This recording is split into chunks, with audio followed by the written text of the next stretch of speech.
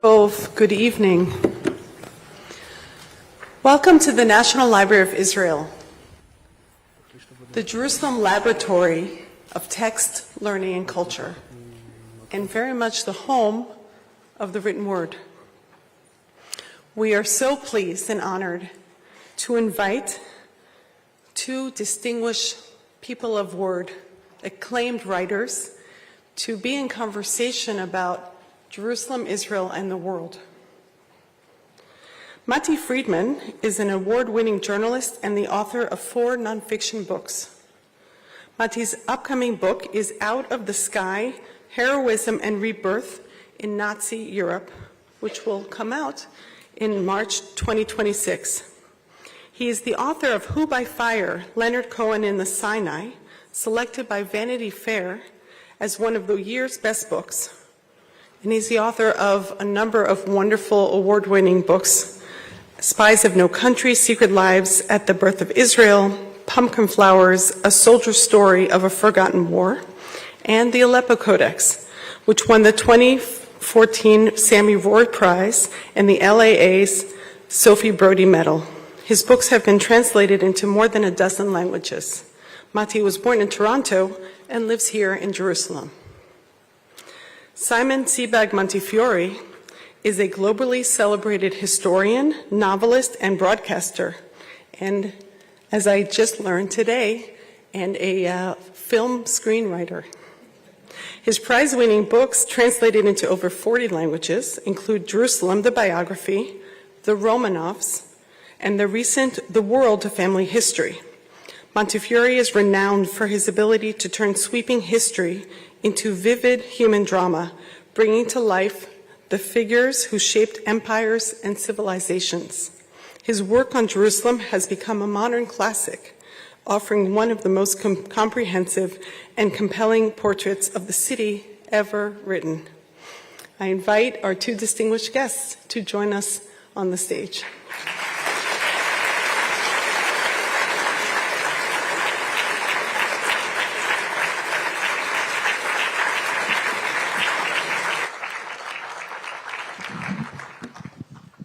Thank you, Rachel, and thank you so much for coming. I hope you all have your oxygen masks on up there at the top. It's Smile, please.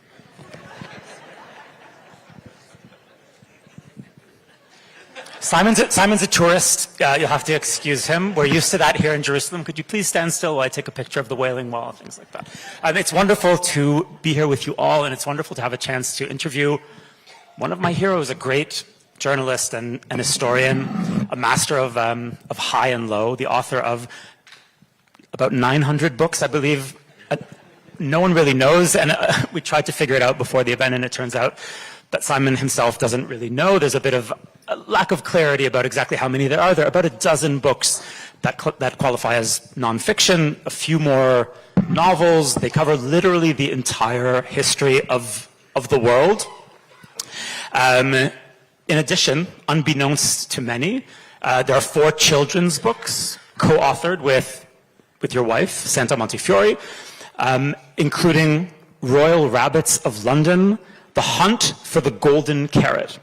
And I thought we could devote this evening's conversation to that book. I would like to know the symbolism of the golden carrot and what would make a rabbit royal. Unfortunately, we've been instructed by the National Library that this has to be about Jerusalem and Israel, so there will be no golden carrots tonight. The book that I imagine almost everyone here has read, and if not, please leave quietly without disturbing your neighbors, is Jerusalem, the Biography. It's not called Jerusalem, a Biography. It's called Jerusalem, the Biography, which sounds more definitive. It came out in 2011, and I would say that Jerusalem is the Bible of Jerusalem, except that the Bible of Jerusalem is the actual Bible. So Jerusalem is the second Bible, Mishneh Torah, maybe the New Testament. Many of you probably remember the memorable mix of historical sweep and very often funny human scenes in the book. For example, the chapter that's called The Sultan and the Christian Omelets, which is about a Mamluk ruler and his weakness for omelets made by Franciscan monks, if I'm remembering that correctly. And I have to just put this on the table that the detail that everyone remembers from that book is the scene where King Herod's testicles are eaten by worms. Certainly that's the one that stood out in my mind. I'm not sure if that's true of everyone. This is a quote from the book. When the Bible was translated into Greek, then Latin and English, it became the universal book, and it made Jerusalem the universal city. Every great king became a David. Every special people were the new Israelites, and every noble civilization a new Jerusalem, the city that belongs to no one and exists for everyone in their imagination. You clearly find this city fascinating. You've written that it's a pivot of history. Your family motto is Jerusalem, Yerushalayim, but do you actually like it here? Well, first of all, I should say thank you for that very funny introduction. Secondly, and I should say, I'm so thrilled to do this with Matti, we've met tonight for the first time, and I'm a huge fan of his work, so this is like a perfect love fest in Jerusalem, which, as you know, are very unusual in Jerusalem's history. This is one of the rare We'll find ones. something to fight about, don't we? And secondly, it's my first visit to the library, so I'm really excited to be here. And lastly, before I start answering your questions, I just want to thank you all for coming. What a delight to have you all here tonight. Thank you so much, and welcome. Oh, there you are. I needed that when I took the photograph, but anyway. Jerusalem, I'm slightly Jerusalem'd out because I spent about 5 years writing the book, and then I made a BBC TV series, which has never been shown again, by the way, mysteriously, but we'll maybe talk about that later. But I spent so much time in here living every stone that I sort of needed a few years off. And I did come back once when the windmill was reopened, and with Prime Minister Netanyahu, and I think it was in 2013. So I spoke and he spoke, and we opened. Because it's your windmill. It's not really my windmill, but it is the Montefiore windmill, and we're proud of it, even though it never really made bread, which is what windmills are supposed to do. Not in Jerusalem. So it was a failed windmill, but it's fun to have a windmill, and I love going there. We'll have to take your word for it, I guess. Yeah. I love going there, and when we were there, Prime Minister Netanyahu said, what about bringing Moses Montefiore back to be buried in Jerusalem, which is actually a good idea. And he's actually buried. Moses Montefiore was actually he was incredibly grand, and he had a country estate with its own synagogue, its own rabbinical college, and a tomb which he rebuilt based on the tomb of Rachel, and which he built in Kent. And unfortunately, and a tomb in which he was buried as well, and the tomb in which he was buried is based on that. So, quite weirdly, the house burnt down years later, and the family no longer own it.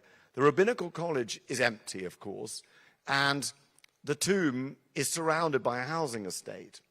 But there is a pub called the Montefiore Arms, which is local, which I spend more time in than the tomb. I think we should leave the tomb and move the pub. That's what I would vote for. Is there? Do you have a favorite place in this city? Yeah, weirdly, my favorite place isn't the windmill.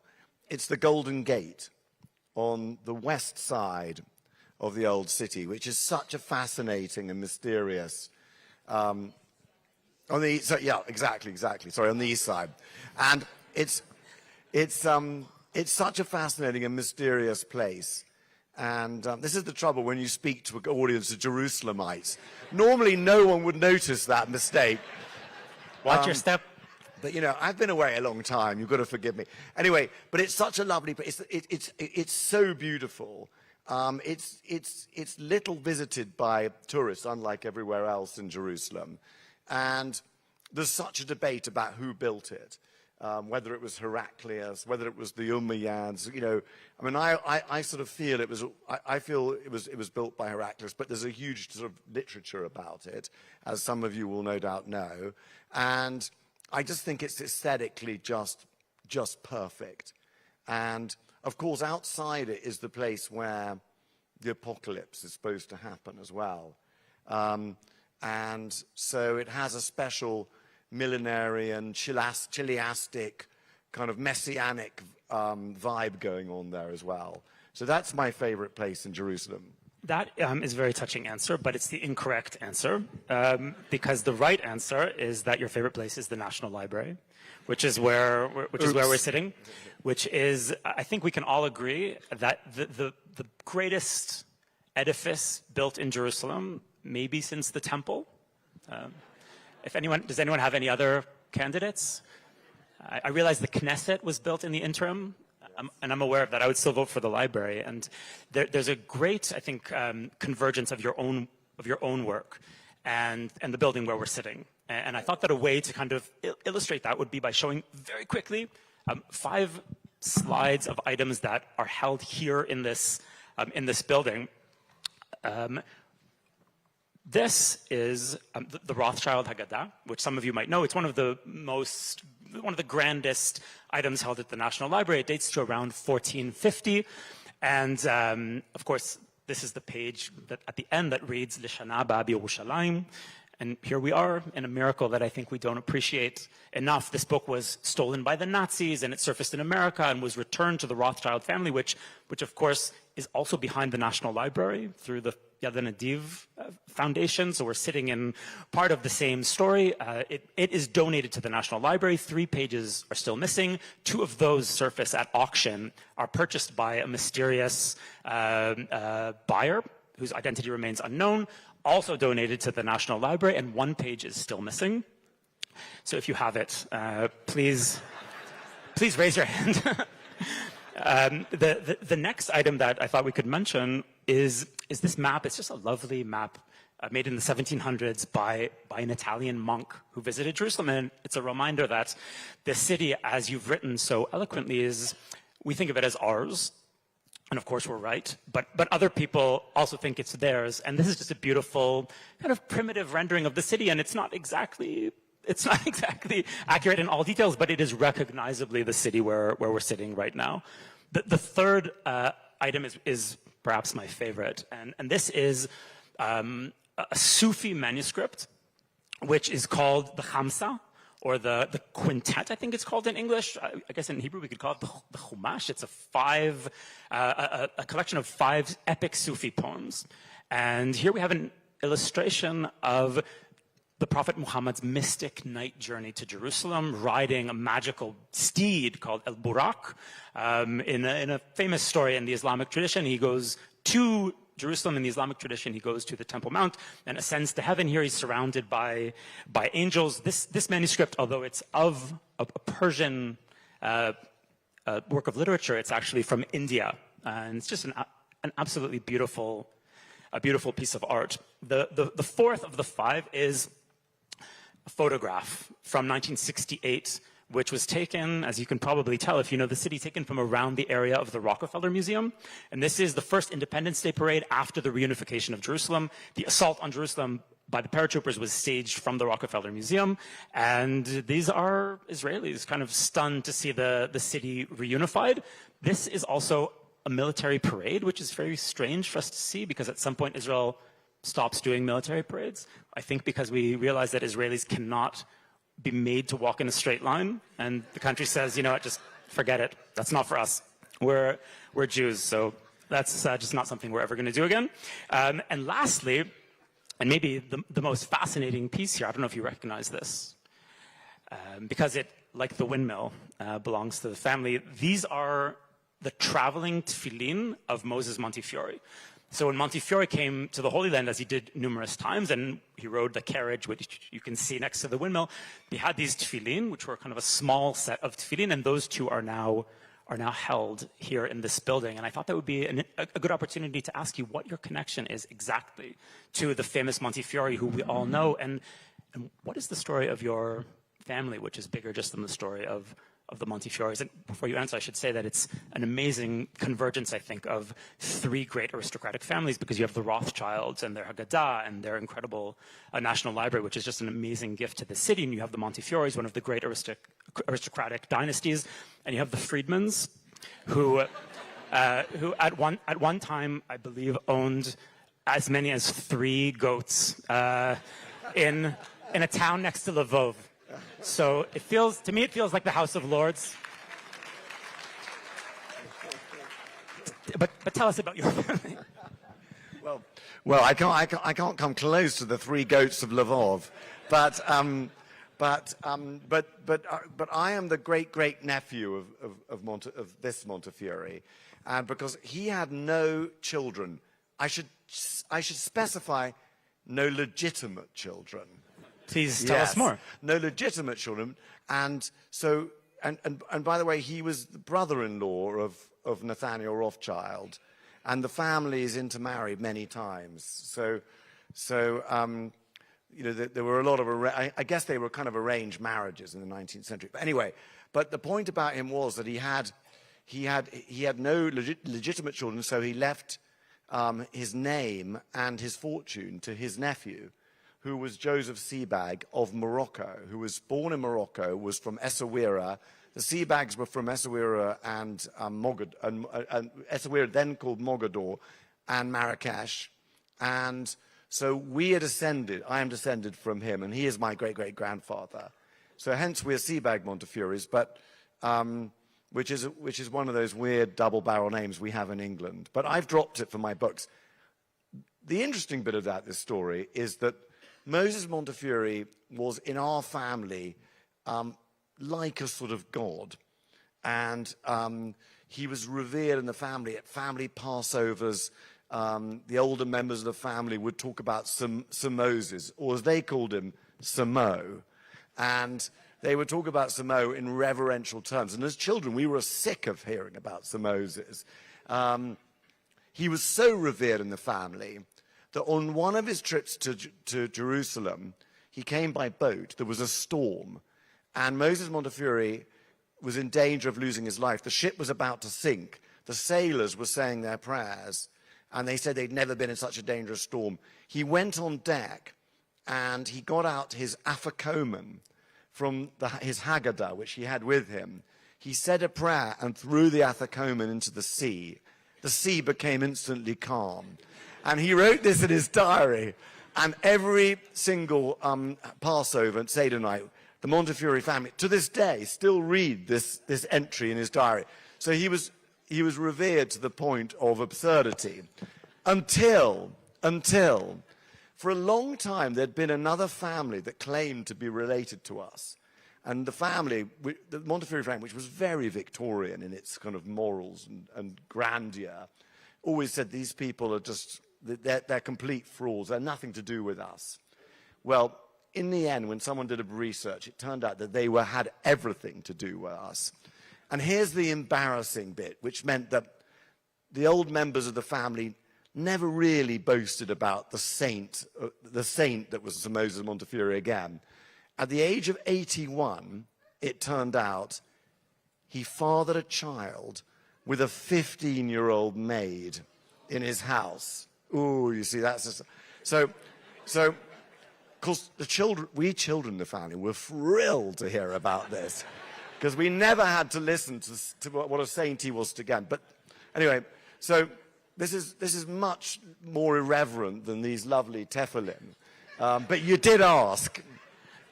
I mean, you have a talent for the high and the low, and obviously it's coming from your home, from the family. The book, I think, that that most of us have read is Jerusalem, but many or some of you have probably read your more recent book, which is called The World. It's a modest book, I would say. It is an attempt to tell the entire history of the world, which, not very many historians would attempt, I think. I believe it is 900,000 pages long. I'm just gonna quote from it very briefly.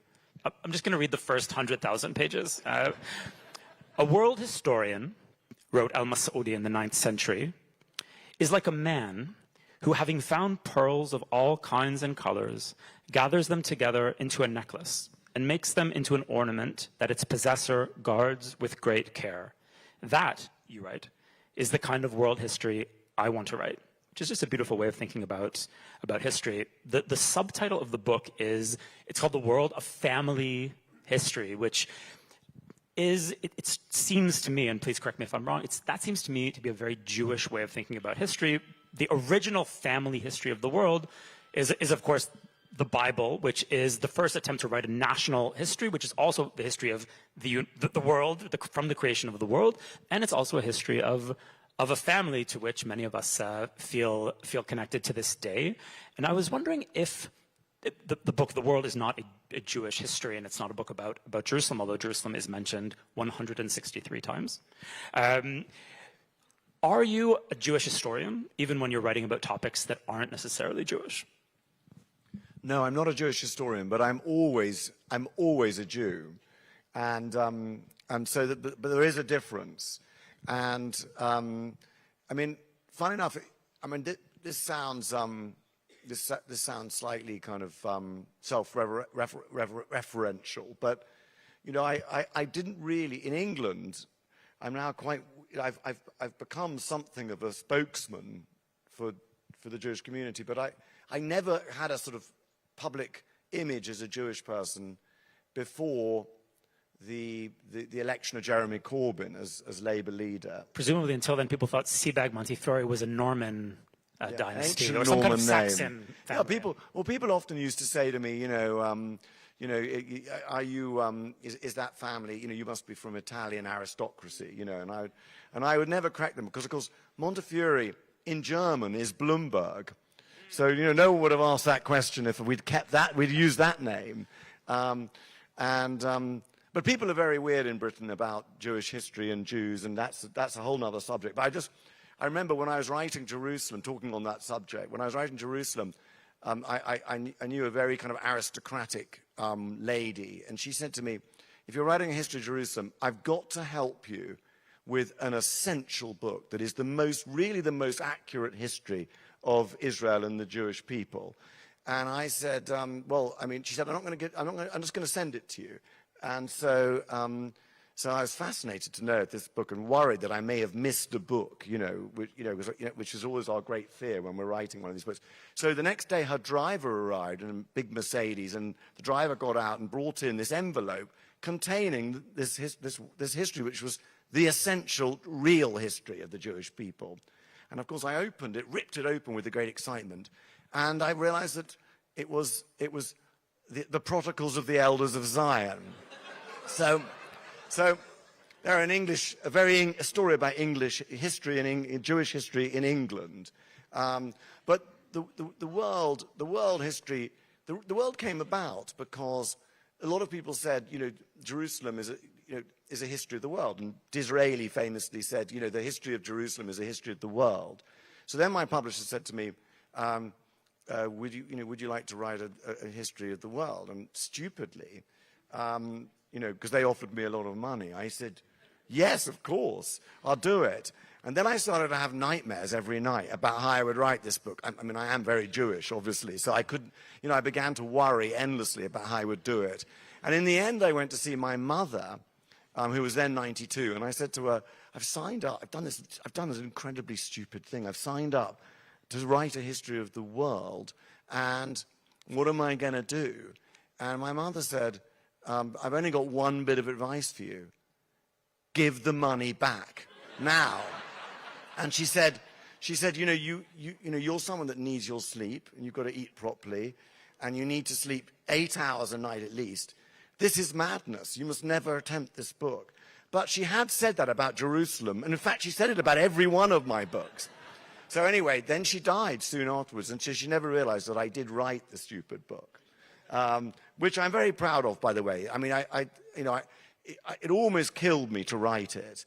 I wrote it in lockdown. And after that conversation with my mother, it occurred to me that no one had written a history of the world using family as a way of writing it. And of course, family is the sort of basic unit of human life in its many, many definitions. You can write politics, you can write empire, you can write religion, you can write about industry through families. And so I just wondered if this crazy idea would actually work. And I built it around three big families, the greatest European families, which are all related, starting from the Merovingians in 4th, 5th century Germany and France, and then moving on to Charlemagne, and then to the Habsburgs. I realized I could cover the whole of Europe in one family, from 400 or 500 to 1918. And then, of course, there was East Asia, which was, of course, the family of Genghis Khan, and which included the Mughals of India. And then for the Middle East, or West Asia, or North Africa, of course, the greatest mega family of all world history, the family of the Prophet himself, which included all the great Islamic dynasties, and takes you right up, the Umayyads and the Abbasids and the Fatimids, and takes you right up through the Arab Revolt to the Hashemites, who still rule Jordan today, and the Alawites, who still rule Morocco. So that's how this book came about. It was an act of madness. It almost killed me, but I did it. Where did you start? When you set out to write a history of the world, what was page one? I mean, I know what is page one in the ultimate manuscript, but what was the first thing you... Well, the first thing I did was I just started to work out. I got on my kitchen table, and I just got this huge bit of unrolled this giant white paper, and I started to create a giant family tree linking all these worlds together, and just to see if this crazy concept could possibly work as a book. And to my amazement, it did sort of work. And it even worked. Obviously, the big worry was, what do you do after 1918? All the empires fall, basically. And yet somehow it still sort of worked. People's backgrounds are fascinating. People's families are interesting. And we're all dynasties, really, in our own way. And which was really your point. You made it as a joke, but it's true. We all have family histories. We're all the product of our own experiences, but also family histories that are so complex and fascinating. And one of the themes of the book, which is very relevant to the ideological struggles of today, is that all identities are complex, nuanced. No nation. When nation states and nationalism were invented in the 19th century, it became traditional to curate histories, to justify, to explain the creation of new nations. And the Greeks were really the first to do it in 1820 to 1824, and through the 1820s with the creation of Greece, the rebellion of Greece against the Ottomans. And then all the sort of Slavic peoples of Eastern Europe started to emulate this kind of idea of going back to medieval or even earlier histories, curating them, and then turning them into modern nationalism. And of course, that affected the Turks themselves, even though they were the rulers of a multinational, multi-ethnic, multi-sectarian empire. And of course, the Arabs became infected with it, and of course, the Jews. And here we sit. So the theme of the book is really how the whole world is created by refugees, by migrations, and by the merging of peoples, and that there are no pure peoples, and nations are a sort of an invented concept, and yet, the nation state is still regarded as supposedly the best way to organize a state. So that's one of the themes of the book. There are many, of course. But... Nations are invented, except for ours, of course. I'd just like to make that clear. When you wandered off to write about a different family, the idea that the world is organized by family and that dynasty is important, I think that, of course, is true. And I think that it's possible to understand that you experience the world in that way as someone whose family is woven into the history of, certainly of the Jews and of Great Britain. But you've found yourself for some reason, wandering quite often into the murky territory of the family called Romanov. And you wrote about Catherine the Great and about Potemkin, and your Russian interest has led you into some kind of, I don't know if contact is the right word, with Vladimir Putin, or some kind of relationship. Tell me a bit about that. Well, I mean, how I came to write my books is really thanks to Vladimir Putin in many ways, which is a weird claim to make. And it's really it all started from a present from Vladimir Putin. The first book I wrote was Catherine the Great and Potemkin, which tells the story of Potemkin, Prince Potemkin, who's just remind us who he is. Who was Catherine the Great's lover, husband, and co-ruler, and together they conquered really for the first time Ukraine, particularly South Ukraine. And Potemkin founded all the great cities of Ukraine that are now being fought over. Odessa, Sebastopol, Nikolaev, Kherson, all these cities are cities that he created on the steppe. And to do that, they had to conquer the Khanate of the Crimea, which was the last Mongol successor state, ruled by descendants of Genghis Khan, and which he conquered in 1783. And at the same time, he founded Sebastopol, the great military port, and so he's a very fascinating character. He was also, by the way, a complete a philo-Semite or judophile. He created an Israeli regiment called the Israelovsky Regiment. So he was really the first person to arm the Jews and to create a Jewish military force between Bar Kokhba and the creation of the state and the Haganah. What explains that? He was just a unique figure. He was one of the most humane people to rule Russia. That's a very low standard. Yeah, a very low standard, especially in terms of being a philo-Semite. That's virtually unheard of. Though, as you know, Stalin did create a Jewish homeland in Birobidzhan on the Chinese border, which still has Yiddish signposting to this day. And Stalin wanted to create a Zion in the Soviet Union, but that's another story. I know that at some of the darkest moments over the past 2 years, some people have been thinking maybe we should have taken the Birobidzhan option. The Birobidzhan, it's still available if anyone wants there, but there are very few Jews there now. But, you know, at its height, 30,000 Jews lived there, you know, strangely. But Catherine and Potemkin, yeah. So they had an amazing love affair, by the way, and one of the fun things I did when I researched it was go into the Russian archives and look and find some new love letters between them. And their love letters were very passionate. I mean, Catherine the Great used to sort of say, the famous one was where she said, like, I struggle to control every inch of my body, from passion to every hair, every bit of skin, I have to I have to control. And I lose my head every time I see you. Me, the cleverest woman in Europe, Catherine II. So there's amazing love letters. But when I arrived in the Russian archives are very strange. They're run, talk about families. All the archivists are interrelated and have intermarried. So it's like a very strange intermarried village. And they're all very pale and strange, because a bit like moles that have just been born, because the archives are underground. So they're very strange. They didn't welcome me when I arrived to say I wanted to write this book. And I sat down in the palace, which is one of the archives, and started to read Potemkin's, these letters and stuff. And suddenly there was this screaming sound. And as I looked up, a kitten dropped on my head. I had hair then. And I looked up, and one of the archivists just was looking at me from the gallery, and she just said, "Welcome to the archives." So, very, very weird moments. But the point about them was that they conquered Ukraine.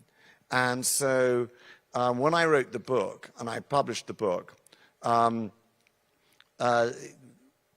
was a new president of Russia, and he was a reformer. Everyone was filled with hope with his liberal tendencies. And this was Vladimir Putin. It was 1999. And I was then approached very weirdly in London from the Russian embassy that they said, would you meet someone in the Dorchester Hotel in secret? It's like an irresistible offer. If the Russians ever invite you to a secret meeting, do it. By all means. I had to go. No reason not to. I made sure it was a public place. I went along to the meeting, and they said to me, listen, we are from the presidential administration, and you have a certain admirer who is very interested in what you've written about Potemkin and Catherine the Great. And he's thinking about using them as enlightened despots, as a basis for his rule. And he's also very interested in a very certain aspect of the book, and that is how they conquered Ukraine and Crimea. And this is in early 2000, 25 years ago. So, and they said, they said the book isn't published yet in Russian. He doesn't read English. Could you write an essay, a sort of 3-page summing up about how they conquered Ukraine and Crimea? So of course I did this. It wasn't really a question. No. I mean,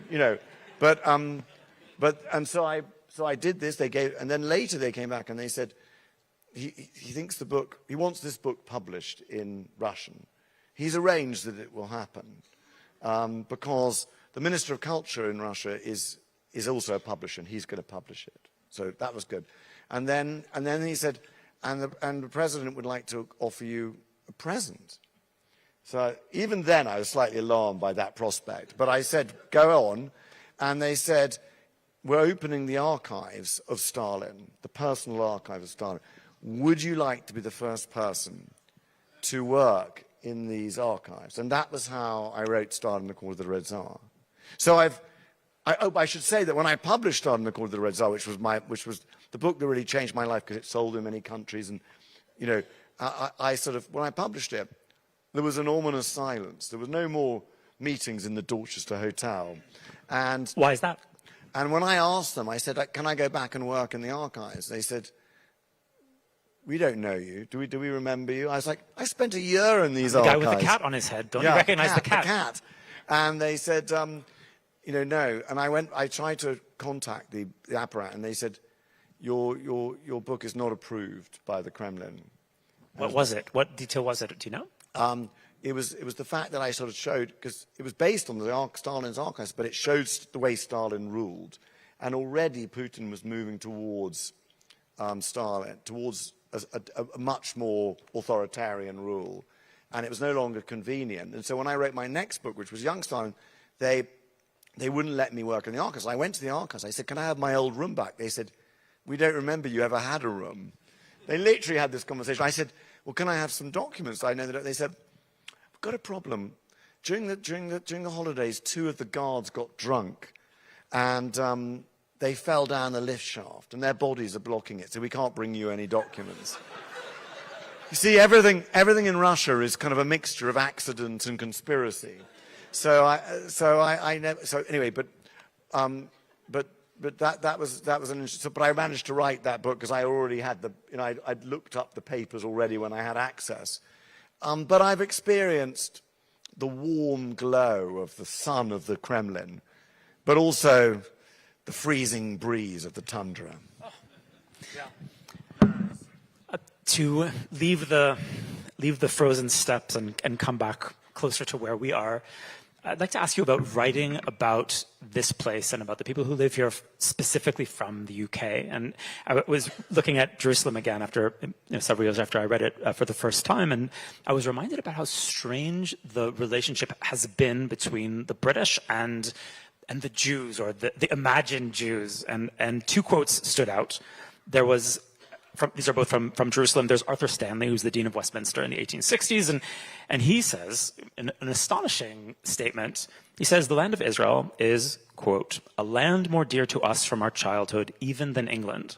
So something very strange is going on there. And then you have the Earl of Shaftesbury, who's a crucial figure in all of this, and a very strange character. And he's the man who gives us a sentence that to this day is attributed to Zionism and as proof of Zionism's malevolence. And the statement, which you will recognize in a slightly different form, the statement is, there's a country without a nation, And God in his wisdom and mercy directs us to a nation without a country.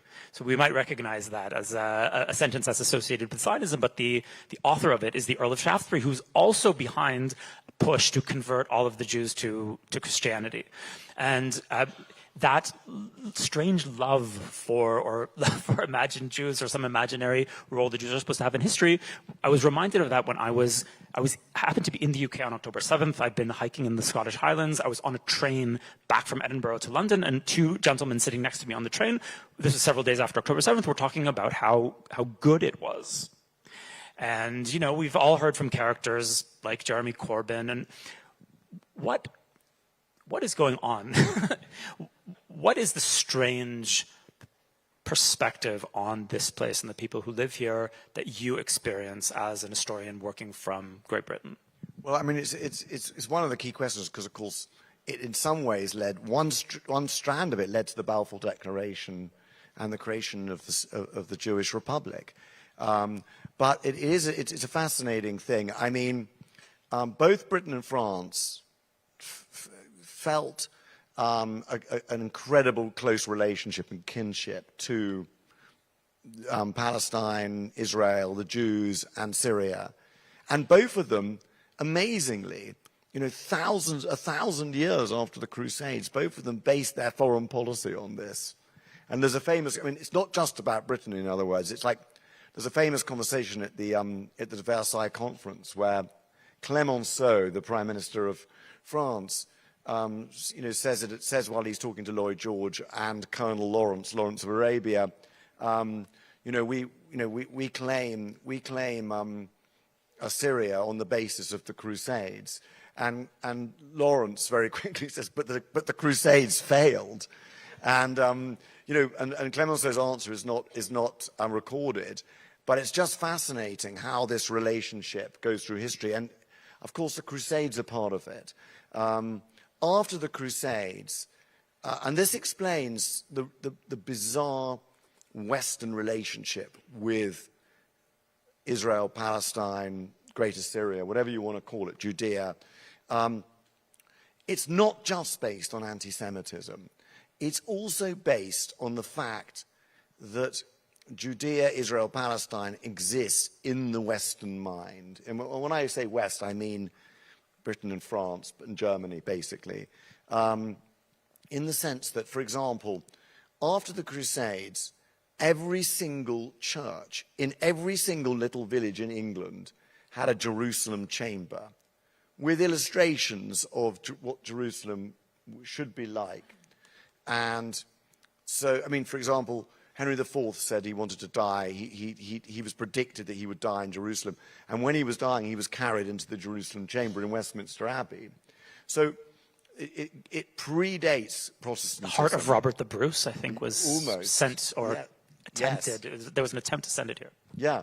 But it was really when Protestantism happened, the creation of Protestantism, the Reformation, the return to the text of the Bible, rather than Catholicism, in which there are priestly intermediaries, the Pope and the priesthood.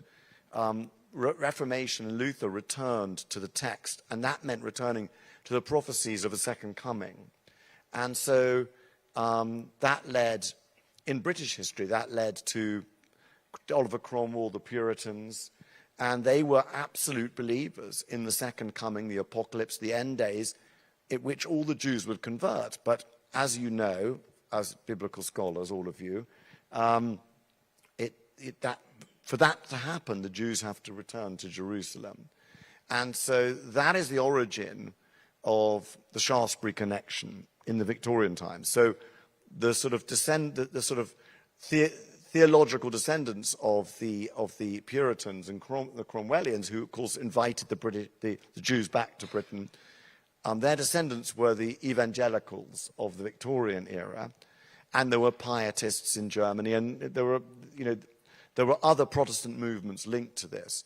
But they believed absolutely, as you read, that only the return of the Jews would enable the second coming. And of course, that has a huge congregation now in America with the evangelical movement there and Christian Zionists. So all of this has had a huge influence. And so you have people like the Earl of Shaftesbury, who was friends with Moses Montefiore and encouraged Moses Montefiore in around 1827, he went to Jerusalem for the first time, and he had a sort of almost like a Damascene conversion. I don't think he'd been religious beforehand.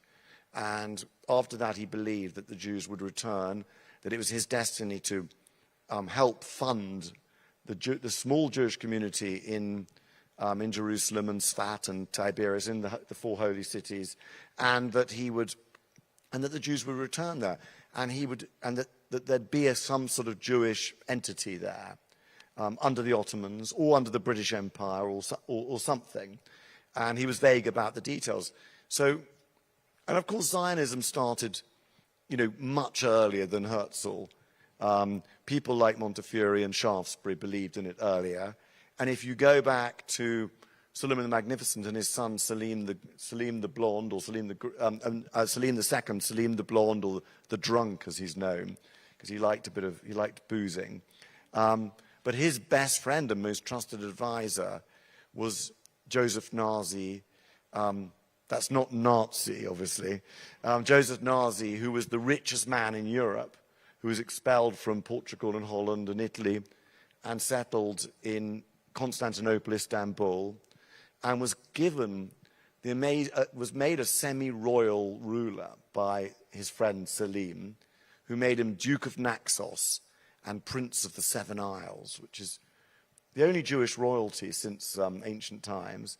And he wanted to settle Jews in the Ottoman vilayets of Damascus or Sidon. Or When was this? This was in the 1560s, 60s, and 70s. And Suleiman the Magnificent himself was an interesting character, because before Suleiman the Magnificent, Jews prayed all the way around the south, east, and western walls of the temple. And Suleiman the Magnificent ruled that the Jews were to have a particular part of the wall only which they were to pray at.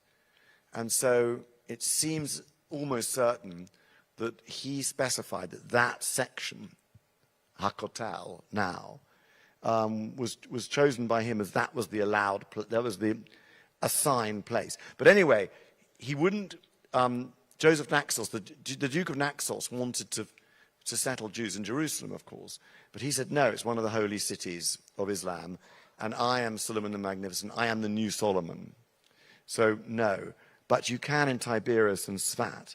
And so Joseph Nazi, Duke of Naxos, started to settle Jews in Galilee in the 1560s. So the history of Zionism is much older than Herzl. But how did I get to this long, meandering story? Is there, let me help. Is there something of the irrationalism of Shaftesbury and his cohort that is echoed in a strange and dark way in the current discourse about Israel in the UK? Yes, that is exactly where I was going in my long meander. Because, thank you, you rescued me. That's exactly right. Because the same fascination can be switched, can be inverted, and one of the sort of recurrent themes of what we're seeing today is an inversion of Jewish history in every way possible. And the power inversion, which I call dark mirroring, is seen now in the discourse in all sorts of ways, and I don't even need to remind you in what ways that is happening. But one way is this: the fascination that the Victorian evangelicals felt for the Jews and for the Holy Land influenced Palmerston. And Palmerston was a wild, decadent aristocrat. Lord Cupid. Lord Cupid, with an astonishing sex life, which he recorded in his diary. Talk about that a bit. It's another story, which we haven't got time for. We've had enough. Does it rival Catherine the Great's erotic letters? Almost. He talks about sex in a very English way, in code. I think but because he's English, he uses the weather as the code. So he says things like, it rained heavily today in Chelsea. So anyway, that's a whole nother story. But the point about it is that he, in 1840 and 1841, when Britain defeated the expansionist policy of Mehmed Ali of Egypt and restored the Ottoman rule of the Holy Land, he began to become Britain became the protector of the Jews. That strain went right the way through to World War I, when Churchill, Balfour, Lloyd George, who were not hyper-religious people, they weren't evangelicals, but as Lloyd George said, in my upbringing, and as Prime Minister, the place names of the Holy Land are more familiar to me than the sites of the battles of the Western Front that I read every day, which tells you a lot about that. So that is how the Balfour Declaration, which really should be called the Lloyd George Declaration, because it was the Prime Minister who drove it. That was how that happened. And if you jump 100 years to today, in a total inversion of that, the special favor and fascination shown to the Jews. And by the way, Chaim Weizmann always said, you know, beware of the Philo-Semites, because they're exactly like anti-Semites. He said they're almost the same. So it's an intelligent comment, because if you looked into the mind of the progressives who are now screaming in the streets about Israel, the crimes of Israel, committing a new Holocaust, those people, you would see in their mind a deep seam that takes you straight back to this medieval relationship with the Holy Land and with the Jews, and which goes right the way back to the Crusades, imperialism, colonialism.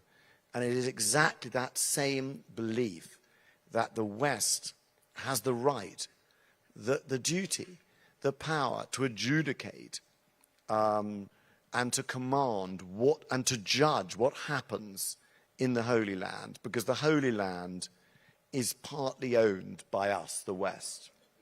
And that is a very key thing to understand about what is happening today. When I read Jerusalem for the first time, I remember reading about these incredible, assaults on whether it was Jews or whoever was living here. There's Tancred, there's Titus, there's the Mamluks, there's the Seljuks, there's just wave after wave of violent conquest and rape and pillage. And I remember thinking of this as history, as myself as being removed from, in some way, from the story of the city where I live. And I think that in the past 2 years, for me and for many others, the feeling of being removed from history, or the feeling of being part of, in some ways, a stage after history, which I think maybe subconsciously I thought that the liberal West, where I grew up in Canada, had solved some of this or all of it. And I thought that Zionism had basically solved the problem of the Jews, although there were a few minor details that were left to be wrapped up. But I was basically moving from solution to solution when I moved to Israel in the mid-90s.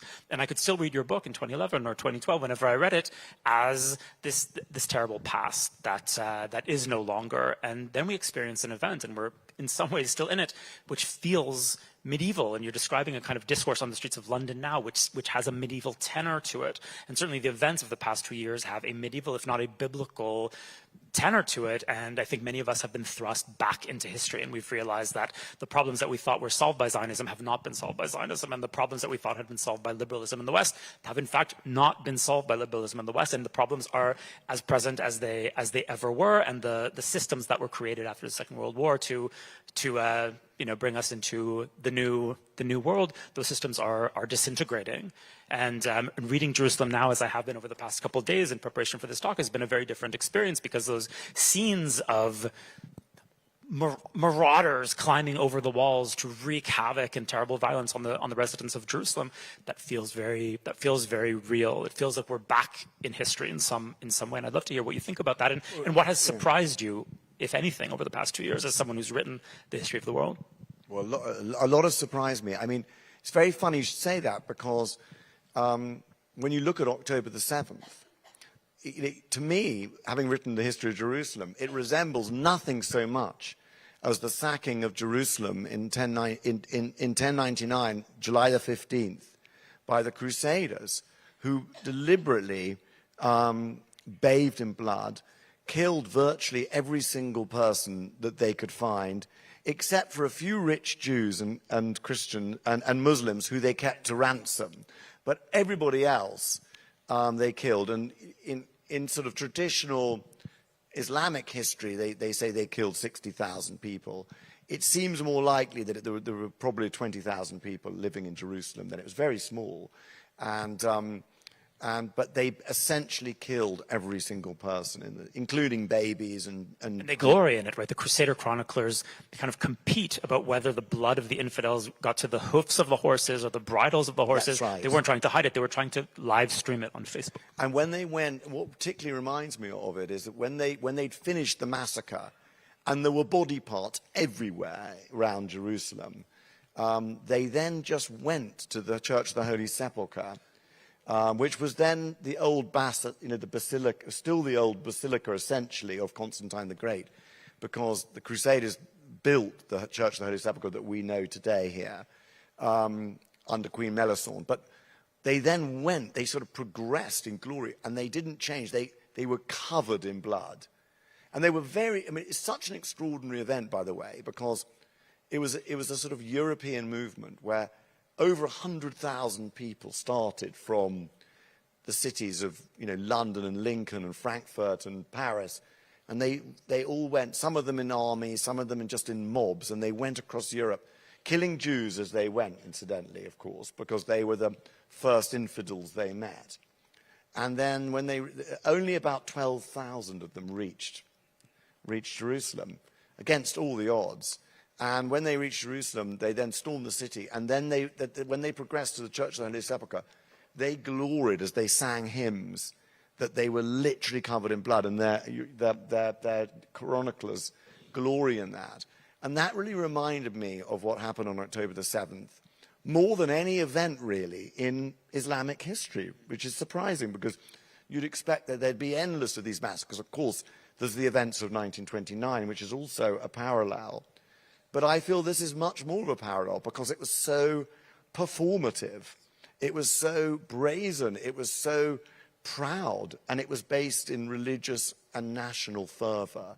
And so it reminds you of something which is often forgotten in the West particularly, that so much of the Hamas's ideology. We're not going to discuss this event because we've all had enough of discussing the details of it.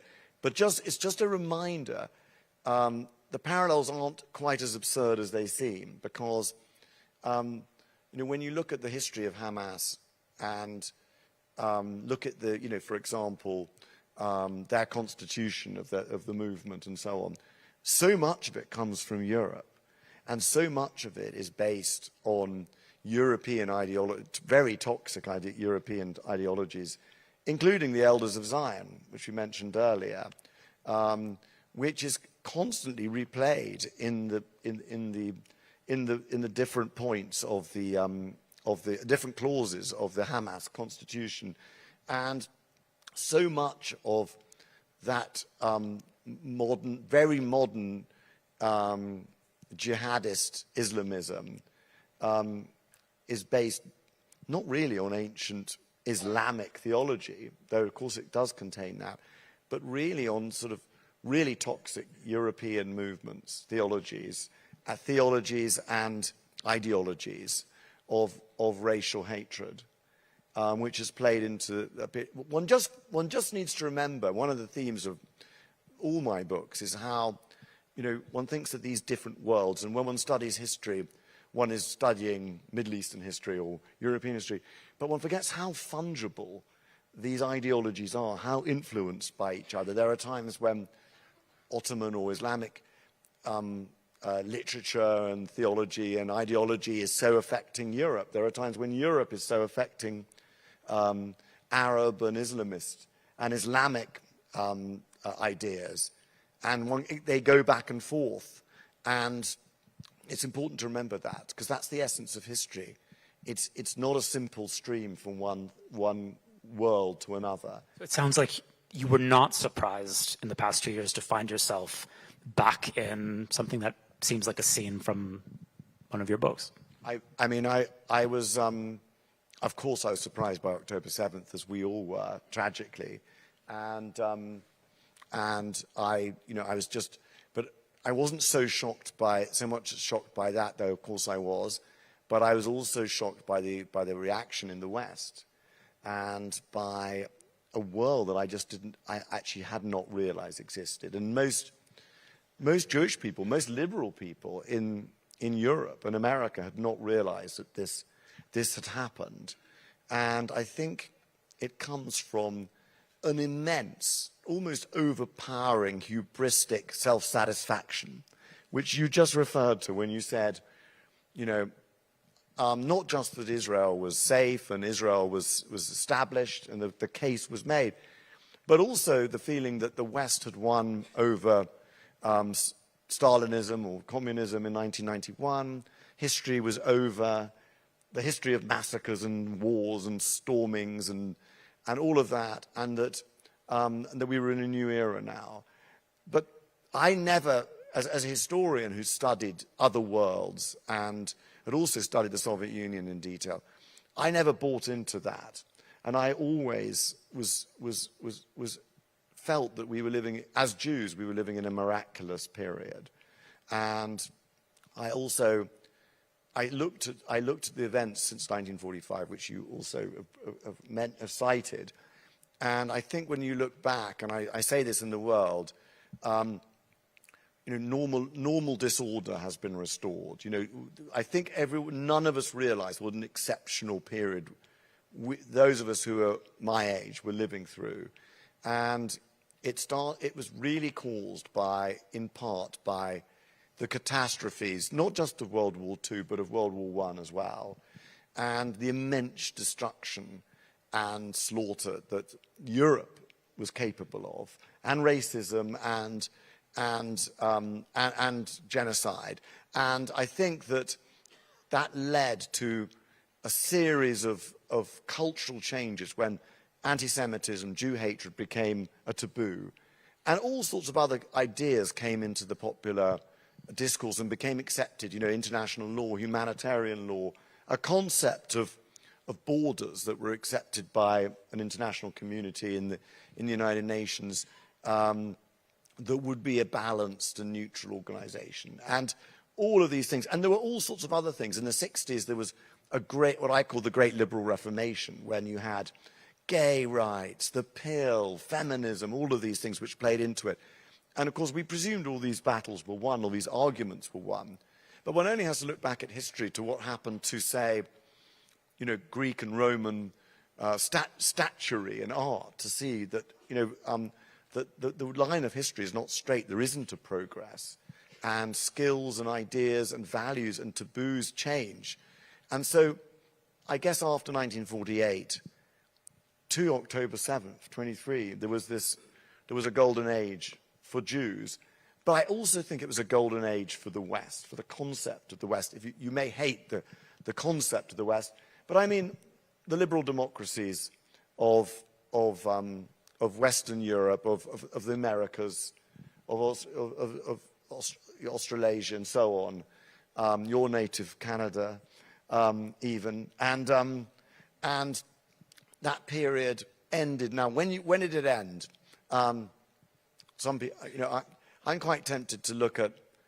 America is the indispensable republic, the indispensable country in all this, and its influence to do good outweighs its power, its capabilities of doing bad, but we needed America to be confident, and America started to go through a sort of crisis of confidence after the Iraq debacle.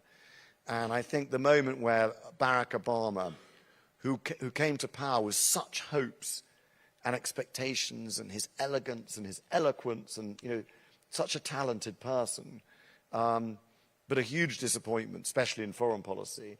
And I think that moment where he warned Assad that if the chemical weapons were used, the red line, and the red line that turned out to be a yellow line, and I think that was the moment when America, for a while, ceased to be a great power, a superpower. And we have time for just one more question, and I'd like to bring us back to history and maybe end on a on a positive note, if such a thing is possible. And what's lovely about your books is there is the sweep of history writ large, and there is horror, and there's also humor and humanity, and you've balanced those things better than any other writer that I've read. What is your favorite period in the history of Jerusalem? It has to be the Herods. It has to be the Herods. And I will come back to those testicles in a minute. Please. I know you'd be I know you'd hate to leave here if I didn't. But the Herods are such a fascinating period. I mean, the Maccabees and the Herods, because, just not to go back to the maudlin conversation we've just been having, but, if the early kingdoms, when I started Jerusalem, my father called me in and he said, I just want to tell you one thing, good luck on this book, which my mother advised me to give up on instantly. But my father said to me, also put pressure on me, and he said, good luck on this book in Jerusalem, it's a very ambitious project. He said, let me just tell you one thing, if you say King David didn't exist, I'll never speak to you again. and you won't be welcome in this house. So so even though there are, of course, questions, and there's on David and Solomon, the Maccabean, the Hasmonean period, and the Herod period, undoubtedly, there's massive evidence of, for example, the Jewish temple on the Temple Mount, as we discussed. So, but the Herodian period is so fascinating, and one of the reasons I love Herod, who was a total monster, by the way, but one of the reasons I love this monster is that he was half Arab and half Jewish, which is not often realized. I mean, yes, his Jewishness was Edomian, Edomite, and they had converted in the reign of Alexander Jannaeus, or one of the earlier Maccabean kings, and they were regarded as slightly second-rate Jews. But his mother was an Nabatean Arab princess, a proper Arab princess. And so he's a fascinating character. His wife was a real Jewish princess, a Maccabean, Mariamne, the granddaughter of the last king. And so he's half Arab, half Jewish, which is a nice idea, given the fact that so many peace plans, for example, Richard the Lionheart's peace plan for the Holy Land was going to be a marriage between his sister and Saladin's brother. Just interesting ideas. Anyway, but Herod is fascinating, and he was the greatest builder, really, in Jerusalem's history. He was a Jew. He had a Jewish life. I mean, he had a multiple identity. He had a Jewish life, a Judean life, but he also had a Greek, a Hellenized life, a Roman life.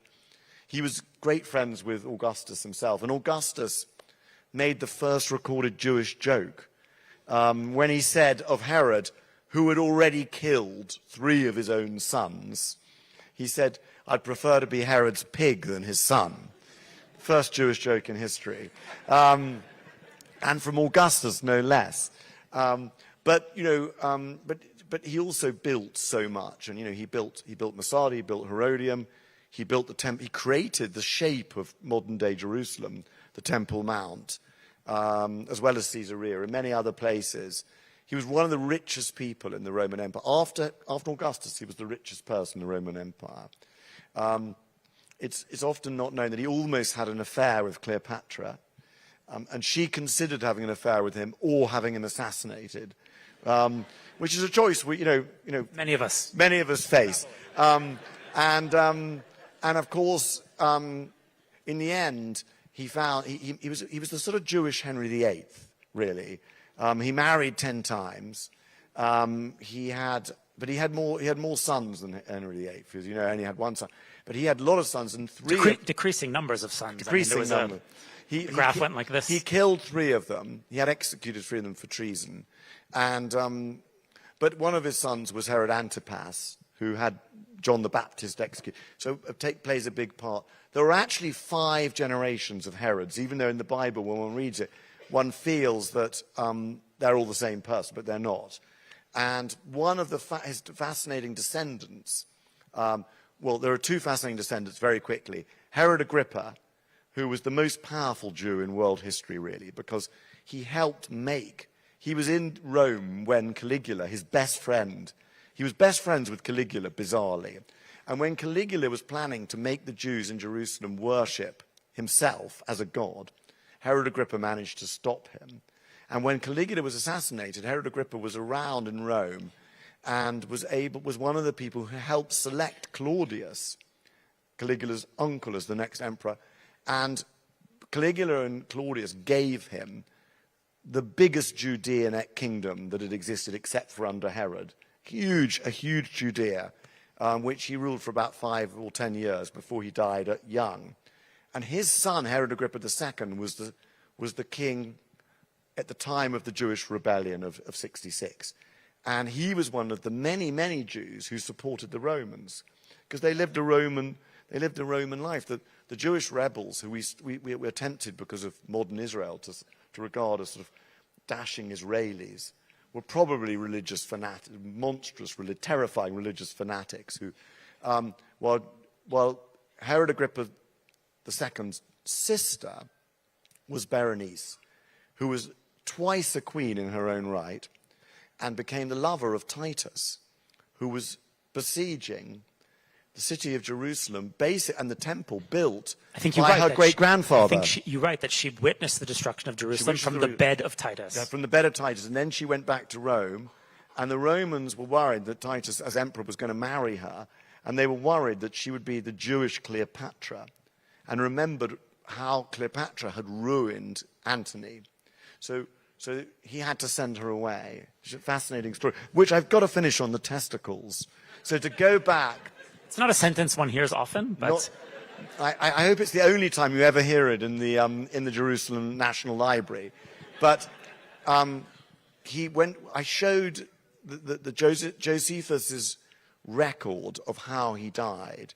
It's often regarded as a sort of, could it be an apocryphal story? Is it a story of the punishment? A story recorded by religious Jews on Herod, a man who was not an Orthodox Jew, or a pretty secular Hellenized Jew.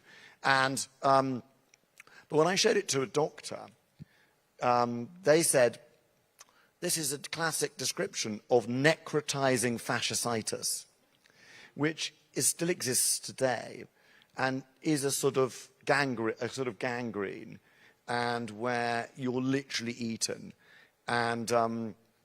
And I said, well, what is the cure for it? And she said, apart from antibiotics, the only cure is aggressive debridement. And I said, what is that? And she said, literally, the only way you could cure it until antibiotics was to cut away and drain the flesh, and then let it drain, and then just hope that it wouldn't spread. So this is a thoroughly disgusting subject. And this is your favorite period in the history of Jerusalem. It's my favorite period because, as Josephus said, the temple was so gorgeous. He said, when you came over the mountainside and you saw the temple, the Jewish temple in Jerusalem, he said, it was like seeing a mountain covered in snow and gold. That is a perfect way to end a discussion at our new temple. And it's been wonderful to be here with you.